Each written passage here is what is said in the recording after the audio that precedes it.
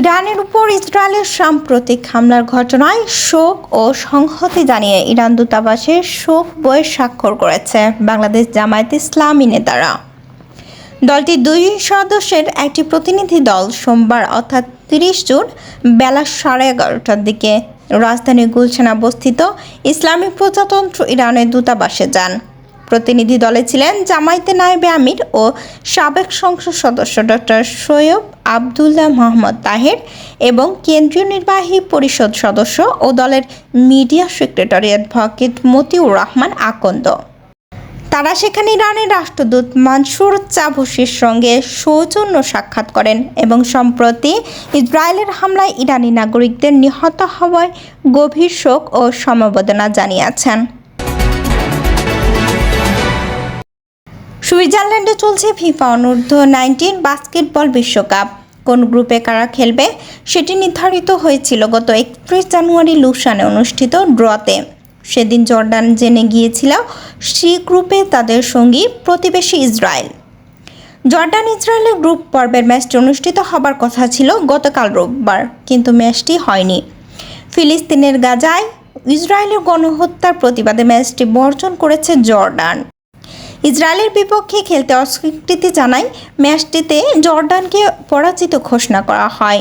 ইসরায়েলকে জয়ী ঘোষণা করা হয়েছে 20-0 পয়েন্টে। এই ম্যাচ ছেড়ে দেওয়া জর্ডান 2 ম্যাচে 1 পয়েন্ট নিয়ে টেবিলের 4-এ। 2 ম্যাচের 2টিতে জিতে 4 পয়েন্ট নিয়ে ইসরায়েলের শীর্ষে।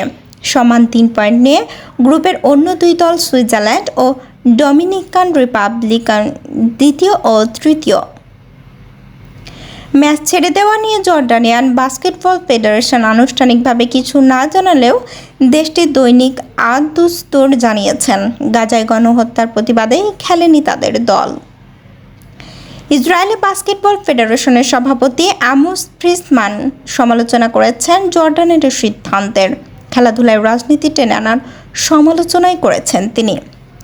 ম্যাচ ছেড়ে দিয়ে পয়েন্ট হারালেও দ্বিতীয় রাউন্ডে উঠে যেতে কোনো সমস্যা হবে না জর্ডানের। টুর্নামেন্টের ফরম্যাট অনুযায়ী 4 গ্রুপের 16টি দলই উঠবে শেষ 16তে।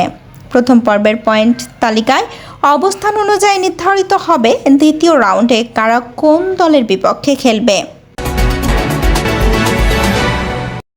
অন্তর্বর্তী সরকারের প্রধান উপদেষ্টা ডক্টর মাহমুদ ইউনূসের সঙ্গে টেলিফোনে কথা বলেছেন যুক্তরাষ্ট্রের পররাষ্ট্রমন্ত্রী মার্কো রুবিও।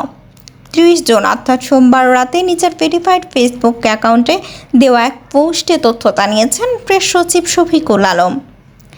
পোস্টে তিনি লিখেছেন, আজ সন্ধ্যা 7:30 মার্কিন পররাষ্ট্রমন্ত্রী মার্কো রুবিও বাংলাদেশের প্রধান উপদেষ্টা অধ্যাপক ডক্টর মাহমুদ ইউনূসের সঙ্গে টেলিফোনে কথা বলেছেন। 15 মিনিট ব্যাপী আলোচনা ছিল আন্তরিক, সৌহার্দ্যপূর্ণ ও গঠনমূলক, যা 2 দেশের মধ্যে চমৎকার দ্বিপক্ষীয় সম্পর্কের প্রতিফলন। ঢাকা শহরের প্রতিটি ভবনের ছাদে পর্যাপ্ত ও কার্যকর সৌর প্যানেল স্থাপন করার জন্য একটি সময়ভিত্তিক কর্মপরিকল্পনা প্রণয়ন ও বাস্তবায়ন করার জন্য নির্দেশ দিয়েছেন হাইকোর্ট। বিদ্যুৎ, জ্বালানি ও খনিজ সম্পদ মন্ত্রণালয়, রাজধানীর উন্নয়ন কর্তৃপক্ষ অর্থাৎ রাজউইক এবং টেকসই নবায়নযোগ্য জ্বালানি উন্নয়ন কর্তৃপক্ষের 6 মাসের মধ্যে আদেশ প্রতিপালন সংক্রান্ত প্রতিবেদন দাখিল করতে বলা হয়েছে। একই সঙ্গে শহরের সব আবাসিক ও বাণিজ্যিক ভবনে ইতিমধ্যে স্থাপিত পৌর প্যানেলগুলো সচল করার নির্দেশ দেওয়া হয়েছে। বাংলাদেশ পরিবেশ আইনবিদ সমিতির জনস্বার্থে দায়ের করা রিটের প্রাথমিক শুনানি শেষে সোমবার অর্থাৎ 30 জুন বিচারপতি মোহাম্মদ আকরাম হোসেন চৌধুরী এবং বিচারপতি ফয়েজ আহমেদের হাইকোর্ট বেঞ্চ রুল সহ এই আদেশ দেন। রুলে ঢাকা শহরের আবাসিক ও বাণিজ্যিক ভবনের ছাদে স্থাপিত বিদ্যমান সৌর প্যানেলগুলো কার্যকরভাবে চালু রাখার ব্যর্থতা সংবিধান এবং প্রচলিত আইন, পরিকল্পনা ও নীতিমালার পরিপন্থী বিধায় কেন তা অসাংবিধানিক, আইন বহির্ভূত ও জনস্বার্থ বিরোধী ঘোষণা করা হবে না এবং সব বিদ্যমান সৌর প্যানেল সম্পূর্ণরূপে কার্যকর করা সহ ঢাকা শহরের প্রতিটি ভবনের ছাদে পর্যাপ্ত ও কার্যকর সৌর প্যানেল স্থাপন করে বিভিন্ন আন্তর্জাতিক কনভেনশন, চুক্তি ও জাতীয় মহাপরিকল্পনায় প্রতিশ্রুতি গ্রিন হাউস গ্যাস নির্গমন কমানোর লক্ষ্যমাত্রা অর্জন নিশ্চিত করার নির্দেশ কেন দেওয়া হবে না তা জানতে চেয়ে রুল জারি করেছেন। আদেশের বিষয়টি নিশ্চিত করে বেলার পক্ষ থেকে জানানো হয়, বৈশ্বিক জলবায়ু পরিবর্তনের প্রেক্ষাপটে টেকসই উন্নয়নের জন্য নবায়নের শক্তি উৎস হিসেবে সৌরশক্তি জীবাশ্ম জ্বালানির উপর নির্ভরশীলতা কমাতে এবং কার্বন নিঃসরণ হ্রাসে গুরুত্বপূর্ণ ভূমিকা পালন করে। ঢাকার মতো ঘনবসতিপূর্ণ শহরে নবায়নযোগ্য শক্তি হিসেবে ছাদে সৌর প্যানেল স্থাপন ও কার্যকরভাবে সচল রাখার বিকল্প নেই। ঢাকা শহরের অব্যবহৃত ছাদগুলোর পৌর প্যানেল স্থাপন করে শক্তি উৎপাদনকারী প্ল্যাটফর্মে পরিণত করার মাধ্যমে ঢাকার বিদ্যুৎ চাহিদার একটি বড় অংশ পূরণ করা সম্ভব, যা কেন্দ্রীয় গ্রিডের উপর চাপ কমাবে এবং ভোক্তাদের বিদ্যুৎ খাতের ব্যয় কমাবে। সৌর প্যানেল স্থাপনের ব্যাপক সম্ভাবনা থাকা সত্ত্বেও তা স্থাপনে সংশ্লিষ্ট কর্তৃপক্ষের কালক্ষেপণ পরিলক্ষিত হচ্ছে। ইতিমধ্যে যেসব ভবনে সৌর প্যানেল স্থাপিত হয়েছে, যথাযথ নজরদারির অভাবে সেগুলো নিষ্ক্রিয় ও অকার্যকর হয়ে রয়েছে।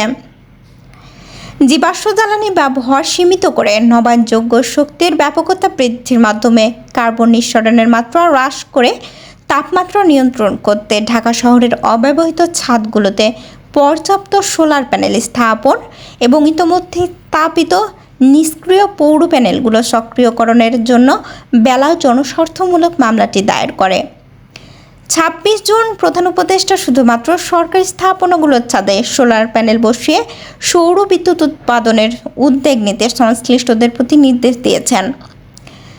আদালতে আজকের এর নির্দেশ ঢাকা শহরের সব আবাসিক ও বাণিজ্যিক ভবনের জন্য প্রযোজ্য হবে বলেও বেলার পক্ষ থেকে জানানো হয়েছে। আদালতে বেলার পক্ষে মামলাটি পরিচালনা করেছেন অ্যাডভোকেট এস হাসানুল বান্না। রাষ্ট্রপক্ষে ছিলেন deputy attorney general Mahfuzur Rahman মিলন।